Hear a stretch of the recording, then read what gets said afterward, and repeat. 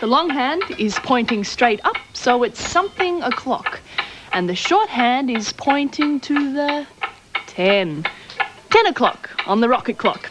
Stand by for blast off. 5, 4, 3, 2, 1, 0! Blast off!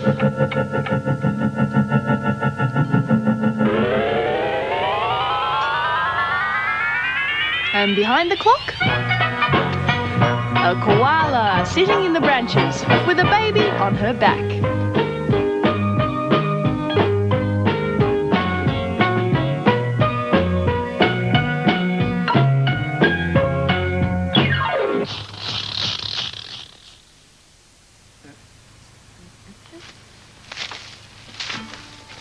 Hello, I'm Don.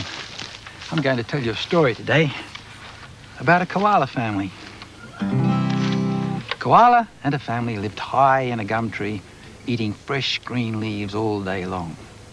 One day, a terrible fire swept through the bush. It roared and crackled until all the trees were charred and burned.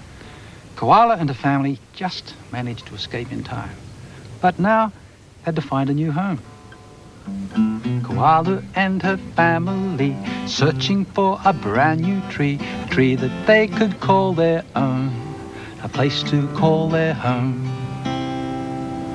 Well, they walked and they walked for days and days, and at last they came to a gum tree that looked just right. It had tall, strong branches covered with fresh leaves. At last, their search was over. Koala and her family, happy with their brand new tree, a tree that they could call their own, a place to make their home. Koala and her family climbed up into the branches of the gum tree and settled down into their new home. After a delicious meal of fresh gum leaves, they were ready to go to sleep.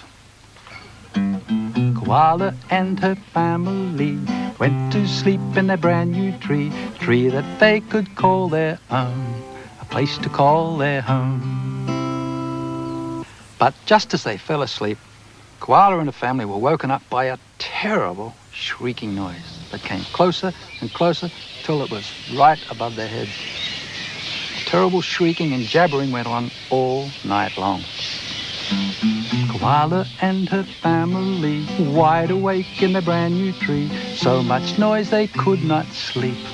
What could that noise be? The night was so dark, the koalas couldn't see what was making all the noise. When the sun came up, there was not a sound. The koalas looked up and they could see thousands and thousands of fruit bats hanging upside down from the branches above them. They were quiet now because they were asleep, with their leathery wings wrapped tightly around them. Koala and her family saw the fruit bats in the tree, sleeping now without a sound, sleeping upside down. Well, the next night, the same thing happened. The fruit bats shrieked and jabbered as they flew around the tree searching for the sweet gum blossoms.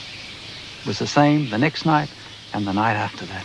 The koalas couldn't get any sleep. They decided they'd have to leave their new home. The next morning, all of Koala's bush friends came over to say goodbye to them. The cockatoo, the kookaburra and the currawong perched on a tree and sang a song to say goodbye. Koala and her family had a farewell party with all their bush friends dropping by. So sad to say goodbye. As more and more bush friends arrived, the noise got louder and louder. Then Koala felt a tap on her shoulder. "Excuse me," said a little voice. It was a tired and bleary-eyed fruit bat. "Excuse me," said the fruit bat. "We're trying to get some sleep, and your noisy party is keeping us awake." "Oh, I'm sorry," said the koala. "I know what it's like to be kept awake because you keep us awake every night." Oh, I'm sorry," said the fruit bat. I didn't realize that." Then they agreed on a plan. The koala wouldn't have any more noisy parties during the daytime, and the fruit bats would go searching for their food in other trees. When they came back to the koala's tree, they would be very, very quiet. Koala and her family, so glad that they could agree. Now they had a place of their own, a place to call their home.